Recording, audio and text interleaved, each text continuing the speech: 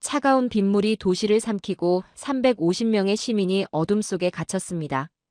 최첨단 기술을 자랑하던 강대국의 엔지니어들은 가망이 없다며 가장 먼저 도망쳤습니다. 그때 낡은 트럭을 몰고 나타난 이방인들이 있었습니다.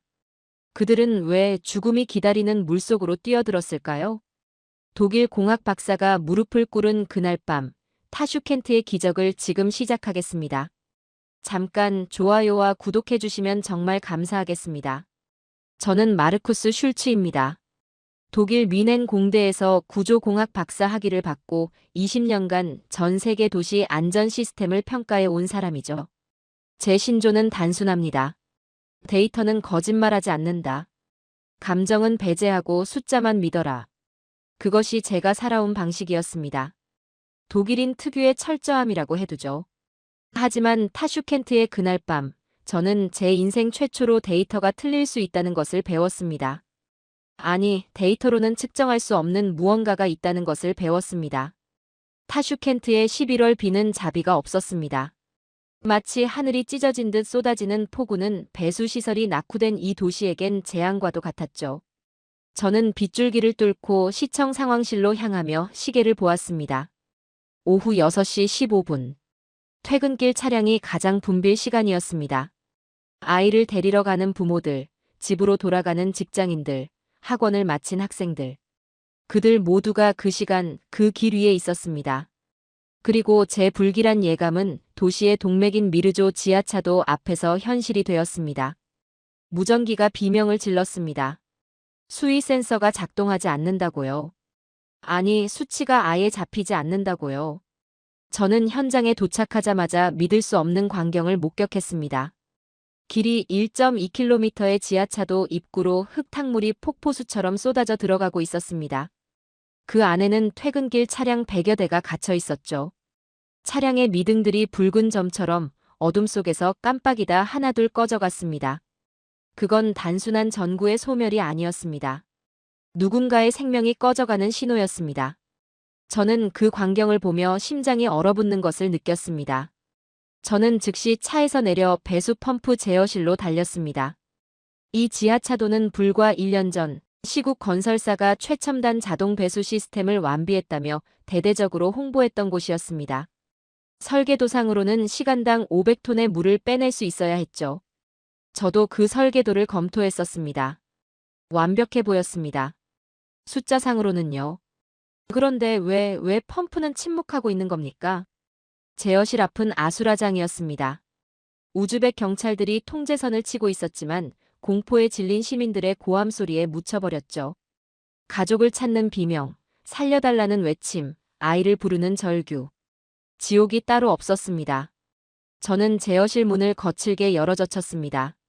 그곳엔 시국 파견 엔지니어 3명이 서류 가방을 챙기고 있었습니다. 모니터에는 붉은색 에러 메시지만이 섬뜩하게 깜빡이고 있었죠. 도대체 뭘 하고 있는 겁니까? 펌프를 수동으로라도 돌려야 할 거 아니오. 제 독일어 섞인 고함에 시국 책임자는 땀을 뻘뻘 흘리며 저를 피했습니다. 시스템 오류라고요. 천재지변이라고요. 자기들 책임이 아니라고요. 그들의 눈은 이미 출구를 향해 있었습니다. 도망칠 궁리를 하고 있었던 겁니다. 350명의 목숨이 물속에서 꺼져가고 있는데 그들은 자기 몸 하나 건사할 생각뿐이었습니다. 그 순간 저는 직감했습니다. 이건 단순한 오류가 아니다. 부실이다. 그리고 저 차가운 물속에 갇힌 350명의 시민들은 버려졌다. 제어실 구석에 놓인 낡은 공구함이 눈에 들어왔습니다. 누군가 쓰다 둔 것 같은 기름때 묻은 거대한 파이프 렌치 하나가 둔탁한 빛을 내고 있었죠. 시국 직원들이 쓴 것 같지는 않았습니다. 그들의 공구는 포장도 뜯지 않은 새 것들이었으니까요. 저는 무의식적으로 그 렌치를 집어들었습니다. 묵직했습니다. 수천 번 손때가 묻은 흔적이 느껴졌죠. 손잡이 부분이 닳아 반들반들했습니다. 이 렌치의 주인은 누구였을까요? 그리고 왜 이곳에 두고 갔을까요? 그때는 몰랐습니다. 이 낡은 렌치가 곧 제 인생을 바꿀 사람들의 상징이 될 줄은요. 무전기 너머에서 다급한 목소리가 들려왔습니다. 수위가 계속 올라간다고요. 10분 뒤면 완전히 침수된다고요. 10분. 350명의 목숨이 사라지는데 남은 시간이었습니다. 저는 20년간 쌓아온 모든 공학 지식을 동원해 해결책을 찾으려 했습니다. 하지만 결론은 하나였죠. 누군가 저 흙탕물 속으로 들어가서 지하 2층 기계실의 수동 밸브를 직접 돌려야 한다. 잠수 장비도 없이 그건 자살행위였습니다.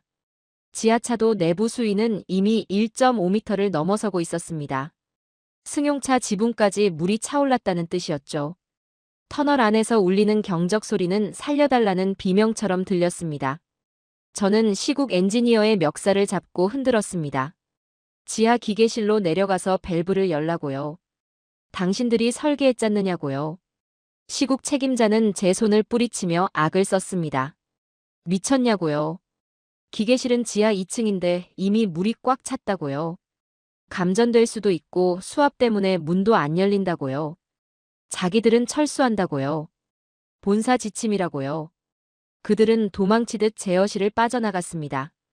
빗물에 젖은 그들의 뒷모습은 비겁함 그 자체였습니다. 저는 그 뒷모습을 보며 인간에 대한 환멸을 느꼈습니다. 저는 절망감에 휩싸여 제어판을 내려다보았습니다. 모든 것이 먹통이었습니다. 최첨단이라던 시스템은 정작 위기의 순간에 침묵하고 있었죠. 화려한 프레젠테이션, 멋진 설계도, 자신만만한 홍보 영상. 그것들이 다 무슨 소용입니까? 정작 사람이 죽어가는 순간에 작동하지 않는 기계가 무슨 의미가 있단 말입니까? 제 머릿속으로 계산이 돌아갔습니다. 지하 2층까지 잠수해서 밸브를 돌리는데 필요한 시간은 최소 3분. 하지만 일반인이 숨을 참을 수 있는 시간은 기껏해야 1분.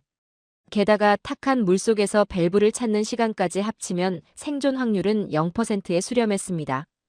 불가능이었습니다. 수학적으로, 물리학적으로 어떤 방정식을 대입해도 답은 같았습니다. 누구도 살아서 돌아올 수 없다. 그때였습니다. 빗속을 뚫고 낡은 픽업 트럭 2대가 미친 듯이 달려와 제어실 앞에 급정거했습니다.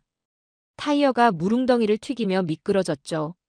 트럭 문에는 낯선 아시아 문자와 함께 코리아라는 영문이 작게 적혀 있었습니다. 한국. 저는 그 나라에 대해 아는 것이 별로 없었습니다. 삼성 휴대폰을 만드는 나라, K-팝이 유명한 나라 정도였죠. 트럭에서 내린 사내들은 5명이었습니다. 그들은 구조대도 군인도 아니었습니다. 흙먼지 투성이 작업복에 달아 빠진 안전화. 인근 지하철 연장 공사 현장의 한국인 기술자들이었죠. 그중 리더로 보이는 50대 남자가 헬멧도 쓰지 않은 채 빗물에 젖은 머리카락을 쓸어 넘기며 현장을 스캔했습니다. 그의 눈빛은 기묘할 정도로 차분했습니다. 저는 그들에게 다가가 소리쳤습니다. 당신들 누구냐고요? 여기는 통제구역이라고요. 물러서라고요. 하지만 그 리더는 제 경고를 듣지 못한 척 시국 엔지니어들이 버리고 간 도면을 낚아채 빠르게 훑어보았습니다. 그의 손가락은 정확하게 지하 2층 기계실 위치를 짚고 있었죠. 배수 펌프실 여기다. 주 전원이 나갔으니 1번, 3번 수동 밸브 개방해야 해. 그의 목소리는 낮고 단단했습니다. 한국어였지만 명령하는 톤은 만국 공통이었죠. 옆에 있던 젊은 한국인 청년이 창백한 얼굴로 물었습니다. 소장님, 장비도 없이 들어가면 못 나온다고요. 저는 그들의 대화를 들으며 경악했습니다. 설마 저 아래로 들어갈 생각입니까? 미친 짓입니다. 저 아래는 지금 지옥이에요. 오물과 흙탕물 범벅이고 시야는 제로입니다. 들어가는 순간 수압에 눌려 죽습니다. 제가 소리쳤습니다. 제 모든 공학 지식이 그들의 행동을 막으려 했습니다. 한국인 리더가 천천히 고개를 돌려 저를 보았습니다. 그의 눈동자는 깊고 검었습니다. 공포가 없는 것이 아니었습니다. 공포를 집어삼킨 눈이었죠. 그가 입을 열었습니다. 압니다. 하지만 저 안에 사람이 있습니다. 그게 다였습니다.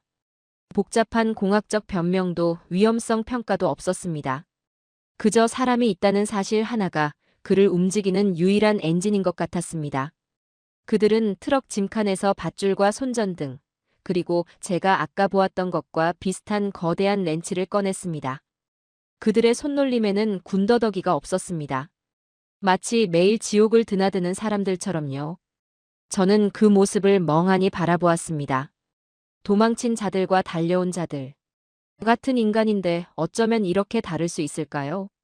제 가슴 한구석에서 뭔가가 꿈틀거리기 시작했습니다. 그것이 무엇인지는 아직 몰랐습니다. 그때 도망쳤던 시국 책임자가 우즈벡 고위 공무원을 대동하고 다시 나타났습니다. 아마도 나중에 책임질 일이 생길까봐 현장 봉쇄를 명분으로 삼으려는 듯했죠. 그의 얼굴에는 교활한 계산이 서려 있었습니다. 자신은 안전하게 뒤로 빠지면서 다른 사람들이 일을 망치길 바라는 그런 표정이었습니다. 비에 젖지 않으려고 우산까지 쓰고 있더군요. 물속에서 죽어가는 사람들 앞에서요. 이보세요. 2차 사고 나면 당신들이 책임질 거야? 당장 멈추라고 해. 여긴 우리 관할이야. 시국 책임자가 한국인들에게 삿대질을 하며 소리쳤습니다. 그의 목소리는 날카로웠지만 어딘가 떨리고 있었죠. 자신이 도망친 것에 대한 부끄러움을 감추려는 듯 했습니다. 관할이라니요. 사람 목숨 앞에서 관할 타령이라니요. 한국인 리더, 그들이 소장이라 부르는 남자가 시국 책임자 앞으로 성큼성큼 걸어갔습니다. 키는 시국인이 더 컸습니다. 하지만 뿜어져 나오는 기세는 비교가 되지 않았죠. 한국인 소장은 삿대질하는 시국인의 손가락을 쳐다보지도 않고 나직하게 말했습니다. 책임. 니들이 도망칠 때 그 책임은 이미 끝났어. 비켜. 시국 책임자가 욕설을 내뱉었습니다. 무식한 놈들이라고요. 하지만 한국인들은 이미 그들을 투명인간 취급하며 기계실 입구인 맨홀 뚜껑을 열고 있었습니다.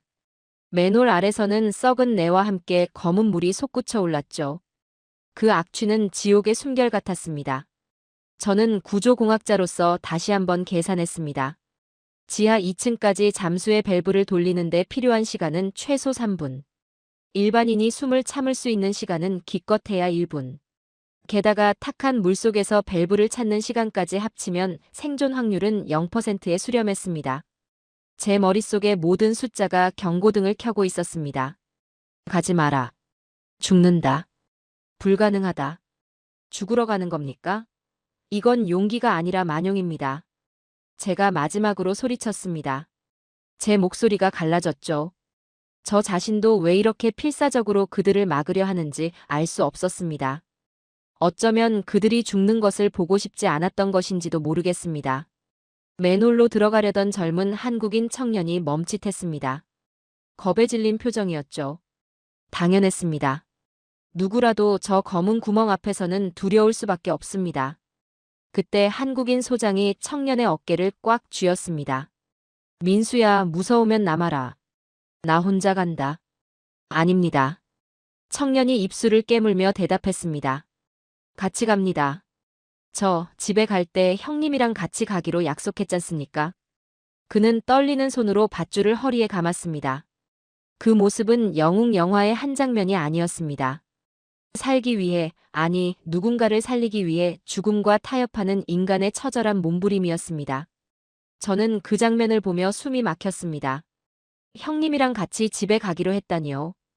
그 단순한 약속 하나가 죽음의 문턱에서도 그를 붙잡고 있었습니다. 저는 20년간 숫자와 데이터만 믿어왔습니다.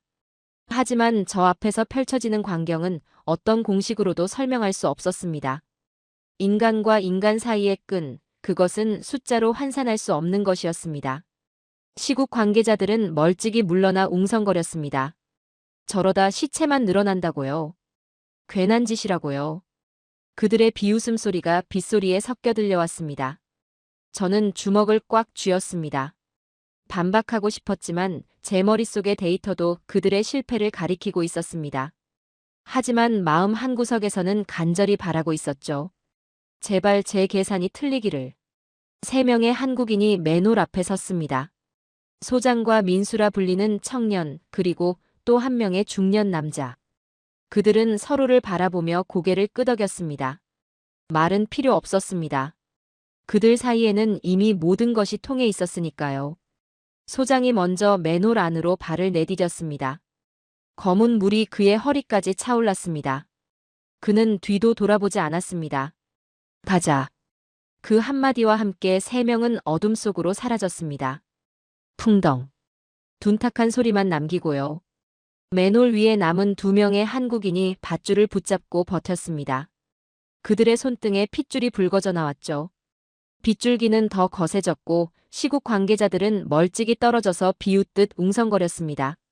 저러다 시체만 늘어나겠군. 저런다고 될 리가 없지. 시국 엔지니어의 비아냥거리는 소리가 빗소리에 섞여 들려왔습니다. 저는 손목시계를 쳐다보았습니다.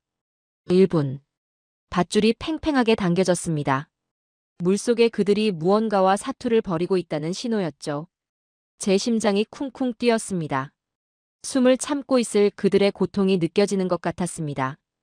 폐가 터질 것 같은 고통, 눈앞이 캄캄해지는 공포. 저는 그들 대신 숨을 참아보았습니다. 1분도 버티지 못했습니다. 2분. 맨홀 위에서 줄을 잡고 있던 한국인들의 팔뚝에 핏줄이 섰습니다. 당겨. 아니, 아직이야. 더 풀어줘. 그들은 한국어로 고함을 치며 줄과 사투를 벌였습니다. 무슨 말인지 알아들을 수 없었지만 그 절박한 만큼은 만국 공통이었습니다.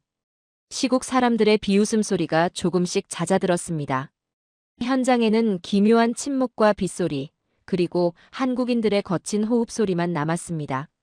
3분. 한계였습니다. 인간의 폐가 버틸 수 있는 시간이 지났습니다.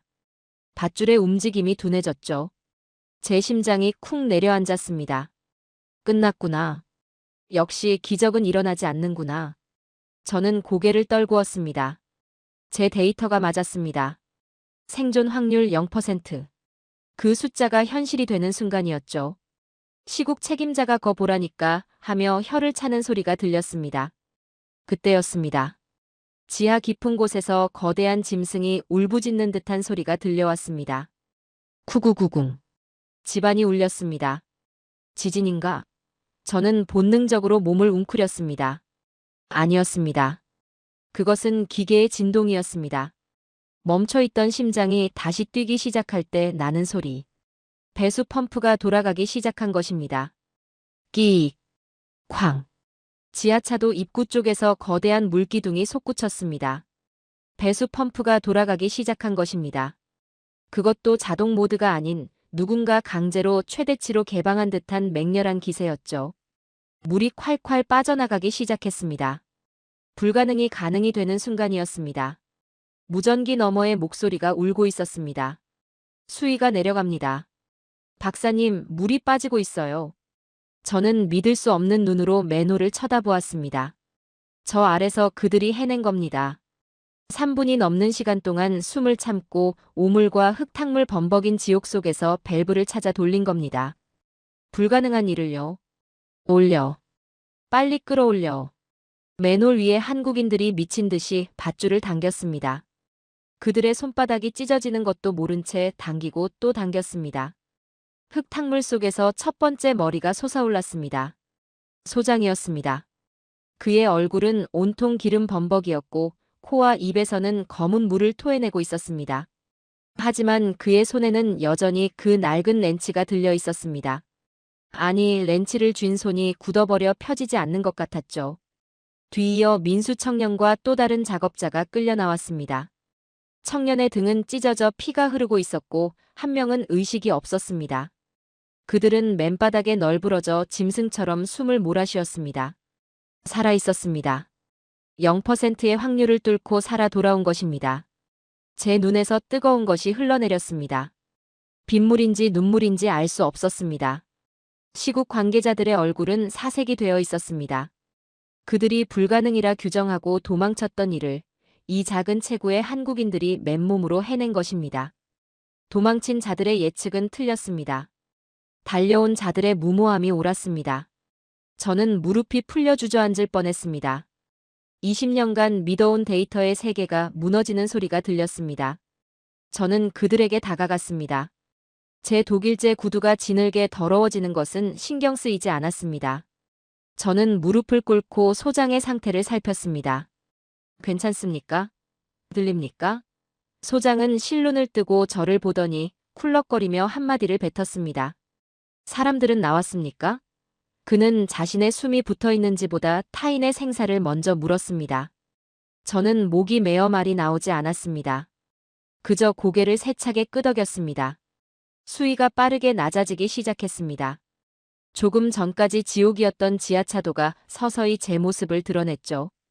검은 물이 빠지면서 버려진 차량들이 하나둘 모습을 드러냈습니다. 어떤 차는 완전히 뒤집혀 있었고 어떤 차는 유리창이 깨져 있었습니다. 하지만 그 안에 있던 사람들은 살아 있었습니다. 터널 안에 갇혀 있던 사람들이 하나둘 차에서 나와 걸어 나오기 시작했습니다. 아이를 아는 어머니가 먼저 나왔습니다. 아이는 엄마 품에 안긴 채 울고 있었죠. 그녀의 옷은 흙탕물에 젖어 있었지만 아이를 아는 팔은 굳건했습니다. 그 뒤로 지팡이를 짚은 노인이 비틀거리며 걸어왔습니다. 누군가 달려가 노인을 부축했습니다. 교복 입은 학생들이 서로를 부축하며 나왔습니다. 어떤 학생은 친구를 업고 있었죠. 350명의 생환자들이 서로를 부축하며 빛을 향해 걸어 나왔습니다. 그들이 걸어 나오는 길은 한국인들이 목숨 걸고 열어젖힌 생명의 통로였습니다. 물이 가슴까지 차올랐을 때 그들이 느꼈을 공포는 어땠을까요? 검은 물속에서 숨이 막혀갈 때 그들은 무슨 생각을 했을까요? 아마 가족을 떠올렸겠죠. 사랑하는 사람들의 얼굴을. 구조된 시민들은 펌프실 앞에 쓰러져 있는 한국인들을 보고 걸음을 멈췄습니다. 누가 설명하지 않아도 알 수 있었습니다. 누가 자신들을 구했는지, 누가 도망쳤는지. 말은 필요 없었습니다.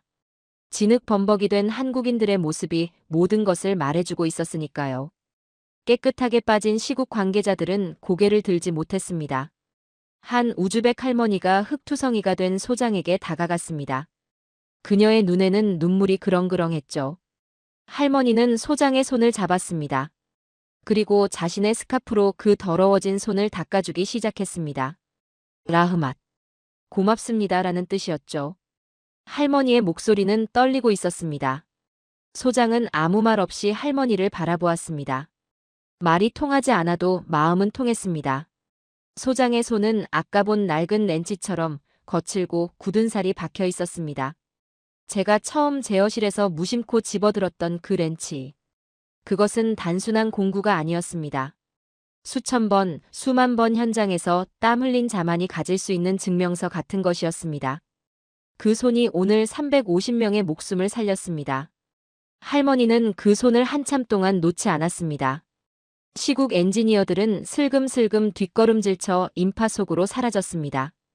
그들의 깨끗한 손과 서류 가방은 한국인들의 상처투성이 손 앞에서 너무나 초라해 보였습니다. 최첨단 기술을 자랑하던 그들이 도망치고 낡은 렌치 하나 든 한국인들이 도시를 구했습니다. 아이러니라고 해야 할까요? 하지만 저는 그것이 진실이라는 것을 알았습니다. 민수 청년이 의식을 되찾았습니다. 그는 일어나려다 비틀거렸고 소장이 그를 부축했습니다. 됐다 민수야. 집에 갈 수 있겠다. 소장의 목소리는 잠겨 있었지만 따뜻했습니다. 민수 청년은 울먹이며 고개를 끄덕였죠. 그가 아까 한 말이 떠올랐습니다. 집에 갈 때 형님이랑 같이 가기로 했다고. 그들은 약속을 지켰습니다. 함께 지옥에 들어갔고 함께 살아 돌아왔습니다. 저는 그 장면을 제 업무 수첩에 기록했습니다. 기술은 돈으로 살 수 있다. 하지만 신념은 돈으로 살 수 없다. 오늘 타슈켄트를 구한 것은 최첨단 시스템이 아니라 한국인의 낡은 장갑이었다. 저는 그 문장을 적으며 손이 떨렸습니다. 20년 엔지니어 인생에서 가장 진실된 보고서가 될 것 같았습니다. 빗줄기가 조금씩 가늘어지고 있었습니다. 구름 사이로 달빛이 비치기 시작했죠. 지옥 같던 그 밤이 서서히 끝나가고 있었습니다. 하지만 저에게 이 밤은 끝이 아니라 시작이었습니다. 제가 믿어온 모든 것이 무너지고 새로운 무언가가 시작되는 밤이었으니까요. 저는 진흙 속에 주저앉은 한국인들을 바라보며 생각했습니다. 저들은 대체 어떤 사람들일까? 무엇이 저들을 움직이게 하는 걸까? 사건 이후 며칠이 지났습니다. 우즈베키스탄 정부는 시국 건설사와의 모든 계약을 파기했습니다. 부실 시공과 사고 후 미조치 혐의로 막대한 배상금이 청구되었죠. 당연한 결과였습니다. 뉴스에서는 연일 그들의 비겁함을 규탄하는 보도가 나왔습니다. 시민들은 분노했고 여론은 들끓었습니다. 하지만 제가 가장 놀란 것은 그 다음이었습니다. 우즈벡 정부가 한국인 소장과 그 팀에게 훈장을 수여하려 했을 때 그들은 이미 사라지고 없었습니다. 밀린 공기가 있어서 현장 복귀했습니다. 할 일을 했을 뿐입니다. 그들이 남긴 말은 그게 전부였습니다. 훈장도 인터뷰도 영웅 대접도 필요 없다는 것이었죠. 저는 그 말을 듣고 한참을 멍하니 서 있었습니다. 350명의 목숨을 구해놓고 할 일을 했을 뿐이라니요. 그들에게 영웅이라는 단어는 어울리지 않았습니다. 그들은 그저 자신의 일을 한 것뿐이었으니까요. 하지만 바로 그것이 그들을 진짜 영웅으로 만드는 것 아닐까요? 저는 며칠 뒤 그들이 일한다는 지하철 공사장을 찾아갔습니다. 타슈켄트 외곽에 먼지 날리는 현장이었죠. 멀리서 소장이 보였습니다. 그는 여전히 낡은 작업복을 입고 직원들에게 무언가 지시하며 땀을 흘리고 있었습니다. 며칠 전 죽음의 문턱까지 다녀온 사람이라고는 믿기지 않았습니다. 그의 등에는 아직 상처가 남아있을 텐데요. 저는 조심스럽게 다가갔습니다. 소장님, 그가 저를 알아보았습니다. 아, 그 독일 박사님. 그는 씩 웃으며 제게 악수를 청했습니다. 그의 손은 여전히 거칠고 딱딱했습니다. 며칠 전 그 손이 밸브를 돌려 350명을 살렸다는 사실이 믿기지 않았죠. 손등에는 그날 밤의 상처가 아직 남아 있었습니다. 하지만 그는 개의치 않는 듯 했습니다. 왜 훈장을 거부하셨습니까? 제가 물었습니다. 정말 궁금했습니다. 보통 사람이라면 영웅 대접을 받고 싶어 할 텐데 왜 그는 조용히 사라졌을까요? 소장은 담배를 꺼내 물더니 말했습니다. 훈장 받으러 갈 시간에 공사를 해야죠. 우리가 늦으면 지하철 개통이 늦어지고 그럼 이 나라 사람들이 불편해지니까요. 그게 다였습니다. 그는 영광보다 일을 택했습니다. 자신의 이름이 신문에 나는 것보다 이름 없는 시민들의 편의를 택했습니다. 저는 그 순간 깨달았습니다. 이 사람은 영웅 대접을 바란 게 아니었다. 그저 자신의 현장을 지키는 것이 그의 삶이자 자존심이었던 것이다. 그것이 한국인이라는 사람들인 것이다. 소장은 담배 연기를 길게 내뱉으며 말했습니다. 박사님, 우리 아버지가 그러셨어요. 기술자는 자기 일로 말하는 거라고. 떠벌리지 말고 현장에서 증명하라고. 저도 그렇게 살려고요. 그의 눈가에 잔주름이 깊었습니다. 얼마나 많은 현장을 누볐으면 저런 주름이 생겼을까요? 저는 그 주름이 그의 삶의 연륜이라는 것을 알았습니다. 그 주름 하나하나에 땀과 노력의 역사가 새겨져 있었습니다. 민수 청년이 멀리서 달려왔습니다. 소장님, 콘크리트 타설 준비됐습니다. 소장은 제게 가볍게 고개를 숙이고는 현장으로 돌아갔습니다. 그의 뒷모습은 며칠 전 지옥 속으로 뛰어들던 그 뒷모습과 같았습니다. 거침없고 두려움이 없었습니다. 저는 그 뒷모습을 한참 동안 바라보았습니다. 그리고 깨달았죠. 영웅은 화려한 갑옷을 입고 있지 않습니다. 그들은 먼지 묻은 작업복을 입고 기름때 묻은 렌치를 들고 묵묵히 자기 일을 합니다. 누가 알아주든 말든 카메라가 있든 없든 그들은 똑같이 일합니다. 그것이 진짜 영웅의 모습입니다. 현장을 떠나며 저는 뒤를 돌아보았습니다. 한국인들이 땀 흘리며 일하는 모습이 보였습니다. 햇살 아래서 그들의 안전모가 반짝였죠.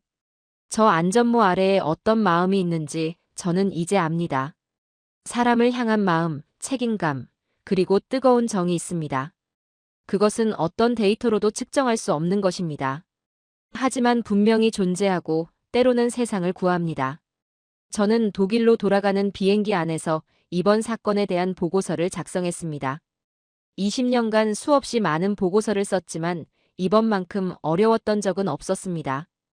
어떻게 써야 할까요? 숫자와 데이터만으로는 그날 밤을 설명할 수 없었습니다. 노트북 화면 위에 커서가 깜빡이고 있었죠. 저는 한참을 그 커서만 바라보았습니다. 배수 시스템 결함, 시공사의 부실 공사 및 위기 대응 실패, 인명피해 없음. 그것이 공식적인 보고서의 내용이었습니다. 건조한 문장들이죠. 그날 밤의 드라마는 어디에도 없었습니다. 하지만 저는 마지막에 한 문단을 추가했습니다. 개인 소견란에 제가 목격한 진실을 적었죠. 이것은 규정에 어긋나는 일이었습니다. 하지만 저는 그렇게 해야만 했습니다. 이번 사고에서 가장 주목할 점은 시스템의 실패가 아니다.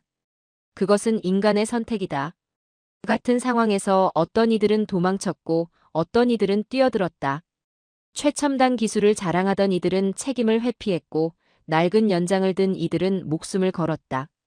이 차이는 기술력의 차이가 아니다. 인간됨의 차이다. 저는 비행기 창밖을 바라보았습니다. 구름 아래로 타슈켄트의 불빛이 작게 반짝이고 있었죠. 저 불빛 아래 350개의 가정이 있습니다. 며칠 전 그들은 죽음의 문턱까지 갔다가 돌아왔습니다. 그들이 살아있는 이유는 최첨단 시스템 덕분이 아닙니다. 낡은 렌치를 들고 지옥 속으로 뛰어든 한국인들 덕분입니다. 저는 20년간 데이터를 신봉해왔습니다. 숫자는 거짓말하지 않는다고 믿었죠. 감정은 판단을 흐리게 하고 직감은 오류를 만든다고 생각했습니다. 하지만 타슈켄트의 그날 밤, 제 모든 믿음이 무너졌습니다. 생존 확률 0%. 그 숫자가 틀렸습니다. 아니, 숫자로는 측정할 수 없는 무언가가 있었습니다. 그것은 사람에 대한 마음이었습니다. 저 안에 사람이 있다는 단순한 사실 하나가 그들을 움직였습니다. 위험성 분석도 생존 확률도 보험 문제도 그들에게는 중요하지 않았습니다. 그저 사람이 죽어가고 있다는 것. 그것만이 중요했습니다. 저는 그것을 정의라고 불러야 할지 의리라고 불러야 할지 모르겠습니다. 하지만 분명히 존재하고 때로는 물리 법칙마저 뒤엎어버립니다. 저는 보고서 마지막에 이렇게 적었습니다.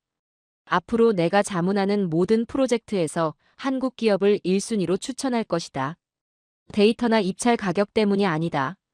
위기의 순간 모두가 등을 돌릴 때 유일하게 우리가 하겠다며 나서는 그 바보 같은 정직함을 믿기 때문이다.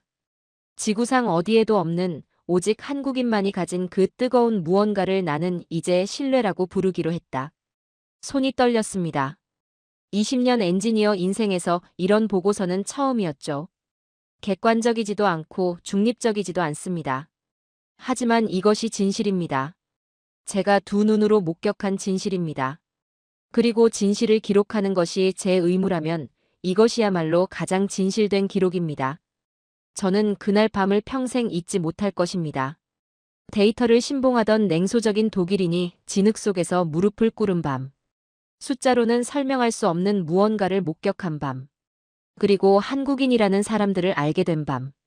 저는 그 밤이 제 인생의 전환점이 되었다고 감히 말할 수 있습니다. 비행기가 구름 속으로 들어갔습니다. 창밖이 하얗게 변했죠. 저는 눈을 감았습니다. 머릿속에 그날 밤의 장면들이 파노라마처럼 스쳐갔습니다. 검은 물속으로 뛰어드는 세 명의 실루엣. 밧줄을 붙잡고 버티는 손. 흙탕물 속에서 솟아오르는 머리. 할머니의 스카프로 닦이는 거친 손. 그리고 묵묵히 현장으로 돌아가는 뒷모습. 저는 그 장면들을 가슴 깊이 새겼습니다. 이것이 제가 20년 엔지니어 인생에서 배운 가장 중요한 교훈이니까요. 기술보다 중요한 것은 마음이다. 데이터보다 중요한 것은 사람이다. 그것을 가르쳐준 한국인들에게 저는 평생 빚을 진 셈입니다. 1년이 지났습니다. 타슈켄트의 지하차도는 완전히 새롭게 개보수되었죠. 이번에는 한국 기업이 시공을 맡았습니다. 제 추천서가 효과가 있었는지는 모르겠지만 아무튼 기쁜 일이었습니다. 새 배수 시스템의 준공식에 저도 초대받았습니다. 저는 기꺼이 참석했죠. 준공식장에는 많은 사람들이 모여 있었습니다. 우즈벡 정부 관계자들, 외교관들, 그리고 언론사 기자들. 하지만 제 눈에 가장 먼저 들어온 것은 한쪽 구석에 서 있는 낯익은 얼굴들이었습니다. 소장과 민수 청년, 그리고 그날 밤 함께했던 한국인들이었죠. 그들은 여전히 낡은 작업복을 입고 있었습니다. 정장을 입은 사람들 틈에서 그들은 어색해 보였지만 동시에 가장 당당해 보였습니다. 저는 그들에게 다가갔습니다. 소장님 잘 지내셨습니까? 소장은 씩 웃으며 대답했죠. 네, 덕분에요. 박사님은요? 저는 고개를 끄덕였습니다. 저도요. 덕분에요. 진심이었습니다. 그날 밤 이후로 저는 많은 것이 바뀌었습니다. 데이터만 보던 눈이 이제는 사람을 먼저 보게 되었습니다. 준공식이 시작되었습니다. 우즈벡 장관이 연단에 올라 연설을 했죠. 그는 시국 건설사의 부실 공사를 비판하고 한국 기업의 기술력과 성실함을 칭찬했습니다. 하지만 저는 그 연설이 핵심을 빗나갔다고 생각했습니다. 중요한 것은 기술력이 아니었으니까요. 중요한 것은 그날 밤 검은 물속으로 뛰어든 마음이었습니다. 연설이 끝나고 사람들이 박수를 쳤습니다. 하지만 한국인들은 이미 자리를 뜨고 있었죠. 저는 서둘러 그들을 따라갔습니다. 소장님, 잠깐만요. 소장이 뒤를 돌아보았습니다. 왜요? 저는 숨을 골랐습니다. 그리고 제가 1년 동안 하고 싶었던 말을 했죠. 감사합니다.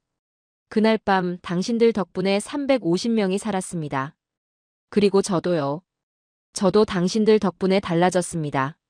소장은 잠시 저를 바라보더니 담담하게 말했습니다. 박사님, 우리는 그냥 우리 일을 한 겁니다.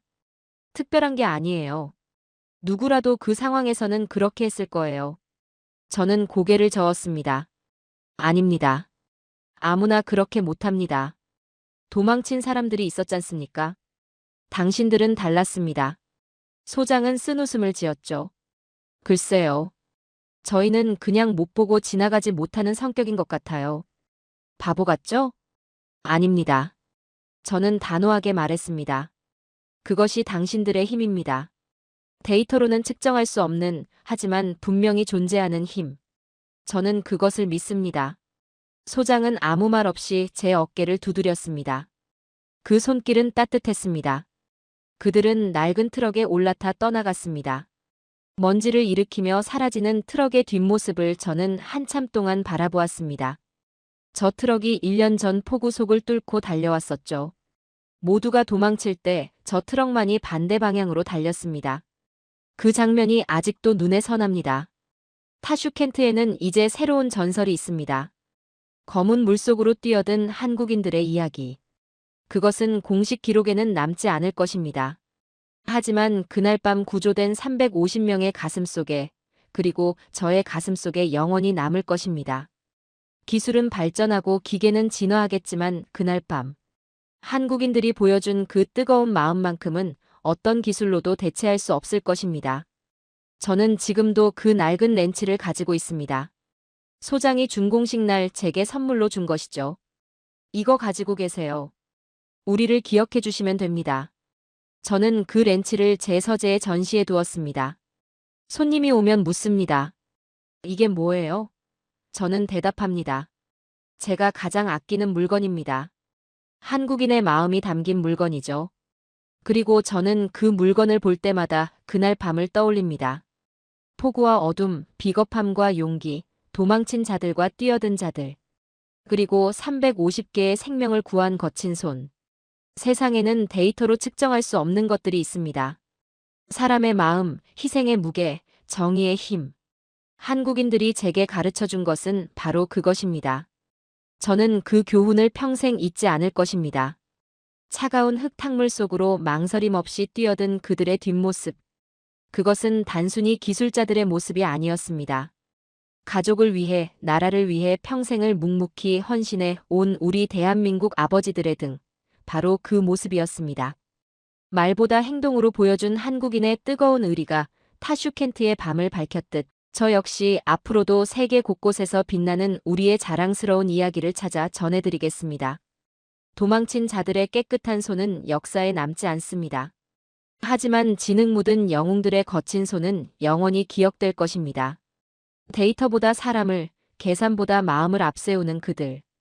그것이 바로 한국인입니다. 독일인 공학 박사마저 무릎 꿇게 만든 그 힘, 바로 우리 안에 있습니다. 오늘 이야기가 가슴을 울리셨다면 구독과 좋아요 부탁드립니다. 여러분의 클릭 한 번이 더 좋은 영상을 만드는 큰 힘이 됩니다. 댓글로 여러분의 이야기도 나눠주세요. 시청해주셔서 진심으로 감사합니다.